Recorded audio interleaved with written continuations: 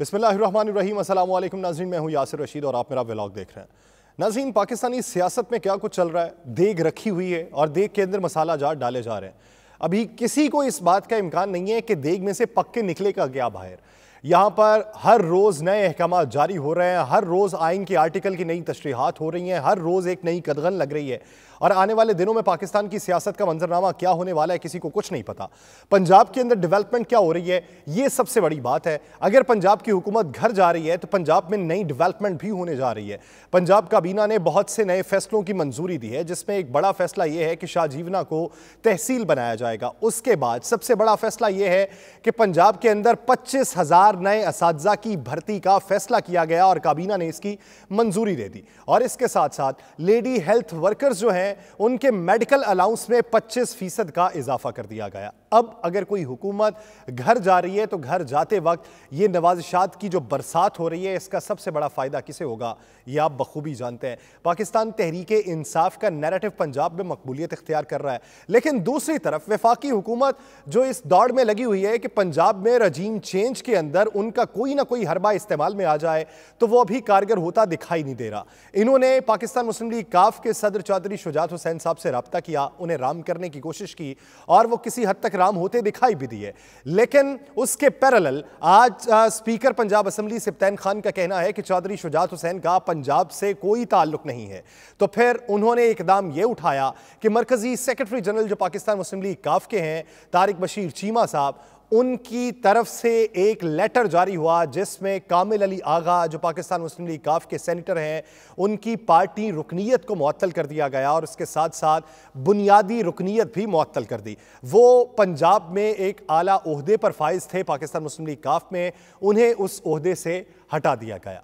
अब अगर पाकिस्तान मुस्लिम लीग काफ यही बात अपनाना चाहती है, अगर चौधरी शुजात हुसैन साहब इसी बात को बावर करवाना चाहते हैं और वो यकीन दहानी हासिल करना चाहते हैं कि तमाम के तमाम पाकिस्तान मुस्लिम लीग काफ के जो अरकान असम्बली हैं वो चाहे वफाक में हों या पंजाब में हों, उनके ऊपर मेरा ही हुक्म चलेगा, तो फिर इस तरह के आप टेस्टर लगाना छोड़िए, फिर सीधा आप पार्टी रुकनीत मुअत्तल कीजिए चौधरी परवेज इलाही साहब की। आप सीधा पार्टी रुकनीत मुअत्तल कीजिए उन 10 अरकान पंजाब असम्बली की जो इस वक्त चौधरी परवेज इलाही साहब के धड़े में शामिल हैं। माजी करीब के अंदर जब चौधरी परवेज इलाही ने इन 10 अरकान को अपने साथ मिलाया था और चौधरी शुजात हुसैन साहब ने जो हुक्म सादर फरमाया था कि पार्टी अरकान जो है वो वोट चौधरी परवेज इलाही को नहीं देंगे, तो उस वक्त चौधरी परवेज इलाही साहब के धड़े ने मरकजी काउंसिल का इजलास बुलाया। उस मरकजी काउंसिल ने सेक्रेटरी जनरल पाकिस्तान मुस्लिम लीग काफ और पाकिस्तान मुस्लिम लीग काफ के सदर के ऊपर अदम एतमाद का इजहार किया और उन्हें उनके ओहदों से बर्खास्त कर दिया। लेकिन इलेक्शन कमीशन ऑफ पाकिस्तान के अंदर पाकिस्तान मुस्लिम लीग काफ के सदर चौधरी शुजात हुसैन ही बरकरार रहे और मरकजी सेक्रेटरी जनरल तारिक बशीर चीमा ही बरकरार रहे। अब की बार तारिक बशीर चीमा की जानिब से कामिल अली आगा की पार्टी रुकनीत को मुअत्तल करना इलेक्शन कमीशन में चैलेंज नहीं किया जा सकता, लेकिन अगर ये समझते हैं कि पार्टी के अरकान जो है ये हमारी बात नहीं मान रहे, तो आप कामिल अली आगा की पार्टी रुकनीत मुअत्तल करके टेस्टर लगा रहे हैं। आप तमाम पंजाब असेंबली के अरकान की जो पाकिस्तान मुस्लिम लीग काफ के हैं उनकी पार्टी रुकनीत मुअत्तल करें।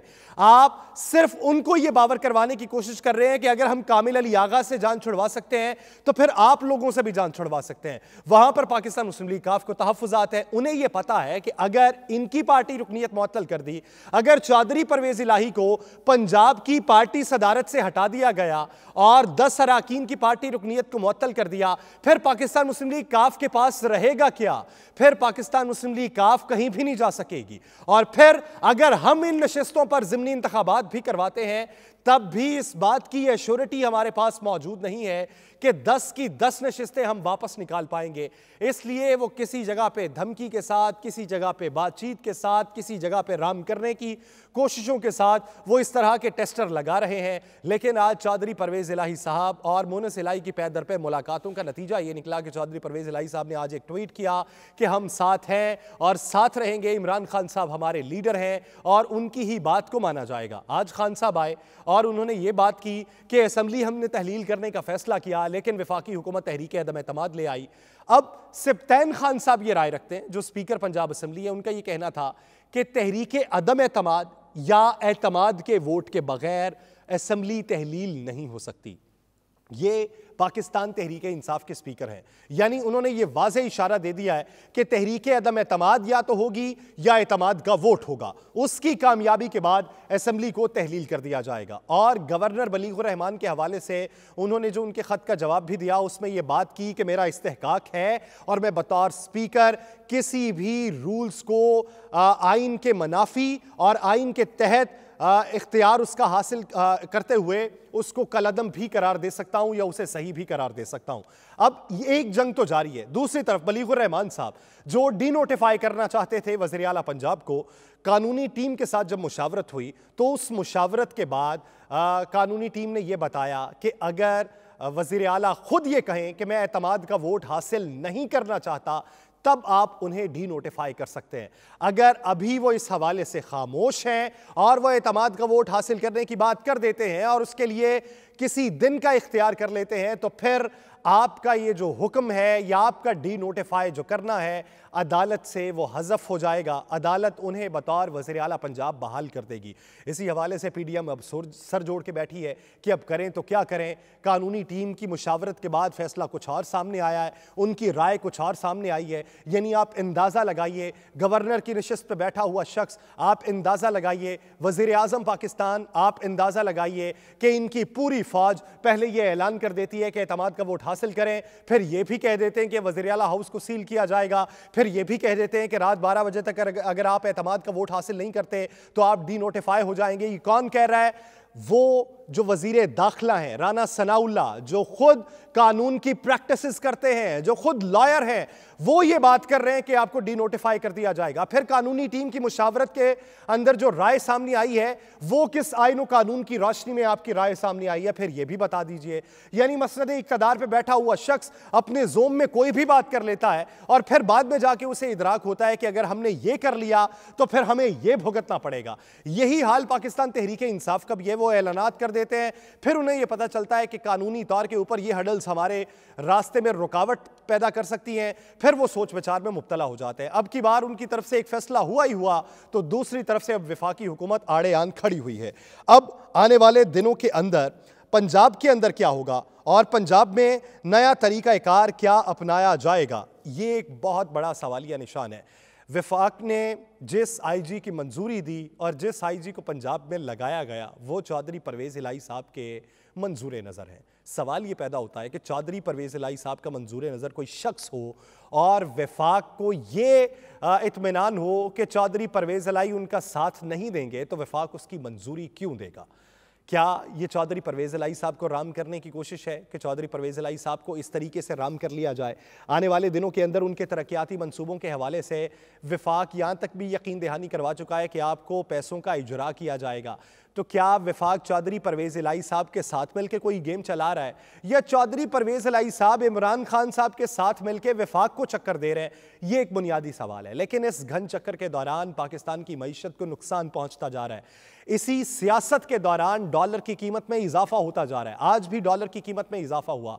इसी सियासत के दौरान आपकी जो बैनुल-अक़वामी सियासत है उसको भी कदगन आ रही है। बुनियादी उसकी वजह यह है कि बैनुल-अक़वामी राबिता आपके जो सेंटर हैं या आपकी जो वज़ारत ख़ारजा है या बैनुल-कुल्लियाती आपके जो रवाबित हैं या किसी मुल्क के साथ भी आपके जो सकाफ़ती रिलेशन है या तजारती रवाबित हैं वो सबूताज हो रहे हैं। आपने हाल ही में IMF से भी मंजूरी लेने की कोशिश की, आपने हाल ही में फैटफ की ग्रे लिस्ट से बाहर निकलने की कोशिश की, आपने हाल ही में रशिया के साथ हाथ बढ़ाने की कोशिश की, आपने हाल ही में तुर्की के साथ अपने ताल्लुकात बेहतर करने की कोशिश की और वहाँ की सरमायाकारी पाकिस्तान में लाने की कोशिश की, आपने हाल ही में सऊदी अरब की मिन्नत समाजत भी की, आपने हाल ही में एशियन डेवलपमेंट बैंक से भी कर्जा हासिल करने की कोशिश की है और आपने हाल ही में USAID के लिए भी अपनी कोशिशों को जारी रखने का अज़्म किया है। तो फिर पाकिस्तान की सियासत के अंदर अगर इस्तेहकाम नहीं आएगा और वो अदम इस्तेहकाम के शिकार ही रहेगी तो फिर बैनुल-अक़वामी सतह के ऊपर आपके क्या ये रवाबित सबूताज नहीं होंगे? आपका अफ़गानिस्तान के साथ जो मसला इस वक्त संगीन होता जा रहा है, अफ़गान हुकूमत को सबसे बड़ा एतराज़ आप पे ये है कि आपने उनकी हुकूमत को तस्लीम नहीं किया। उसमें आपका उज़र भी बजा है कि आप अभी बैनुल कुलियाती सतह के ऊपर या बैनुल अक़वामी सतह के ऊपर या अपनी रजीम के अंदर या अपने नेक्सस के अंदर या अपनी लॉबिंग के अंदर अभी आप मशवरा करना चाह रहे हैं और अभी आप देखना चाह रहे हैं कि जो अबूरी उनका सेटअप है ये मुस्तहकम होता है या नहीं होता। उसके बाद आप वहाँ पे ज़्यादा तवज्जो देंगे और फिर इस बारे में फ़ैसला करेंगे। लेकिन इसी फैसले के दौरान पाकिस्तान और अफ़गानिस्तान के जो मामलात हैं वो संगीन सूरत हाल इख्तियार करते जा रहे हैं। हमारा बॉर्डर गैर महफूज हो चुका है। आए दिन बॉर्डर की दूसरी तरफ से पाकिस्तान पर हमले, ये बहुत बड़ा सवालिया निशान है। और इन हमलों के जवाब के अंदर पाकिस्तान की जो पॉलिसी है, क्या उस पर नज़र-ए-सानी करने की ज़रूरत है? क्या हमें अफ़गान पॉलिसी पर नज़र-ए-सानी करने की ज़रूरत है? क्या फिर से रवाबित को उस्तवार करने की ज़रूरत है? अगर रवाबित को उस्तवार किया जाएगा तो अब कौन सी शख्सियात पुल का किरदार अदा करेंगी, ये भी एक बुनियादी सवाल है। लेकिन पाकिस्तान चारों तरफ से मसाइल में घिरा हुआ है और पाकिस्तान के जो पॉलिटिकल स्टेक होल्डर्स हैं वो अपने मसाइल में घिरे हुए हैं। वो इसको तोड़ो और इससे जोड़ो की पॉलिसी पे गामजन है। वो अपने ताल्लुकात बढ़ाते भी हैं, फिर उस पर इल्ज़ाम तराशी भी करते हैं जब उन्हें यह पता चलता है कि हमारा हाथ झटक दिया गया है। लेकिन पंजाब और पाकिस्तान के अंदर इस तरह का सियासी अदम इस्तेहकाम, ये किसी सूरत भी पाकिस्तान की मईशत को इस्तेहकाम नहीं दे सकता। आपके ऊपर खतरे के बादल मंडला रहे हैं। गंदुम की बहरानी कैफियत पाकिस्तान में पैदा होने वाली है। अद्वियात का खाम माल चाइना और भारत ने आपको देने से इनकार कर दिया उधार के ऊपर, उसमें इस वक्त बहरानी कैफियत पैदा होने वाली है। उसके साथ साथ अशियाए खुरनोश की जो कीमतें बढ़ती जा रही हैं और आपको चीज़ें इंपोर्ट करना पड़ रही हैं, उसमें बहरानी कैफियत पैदा हो रही है। आपकी कपास की पैदावार कम होने की वजह से आपके टेक्सटाइल के ऊपर जितनी बड़ी कदगन लगी और एक्सपोर्ट आपकी कम होती रही, उसमें एक बहरानी कैफियत पैदा हो रही है। और उसके साथ साथ तेल और गैस की महंगी कीमतें और बिजली के महंगे यूनिट की वजह से कॉस्ट ऑफ प्रोडक्शन के ऊपर जितना खर्चा आ रहा है, उससे तमाम सरमायाकार जो हैं वो सर पकड़ के बैठे हुए हैं। तो फिर आप बैरूनी सरमायाकारों को किस तरगीब के ऊपर राग़िब करेंगे कि आप आ जाएं, हमारे पास ये एजेंडा है, जब आपको अपने सरमायाकार आपसे खौफजदा हों या आपके अपने सरमायाकार आपसे कतरा रहे हों। All Pakistan textile mills association एप्टमा हो या FPCCI हो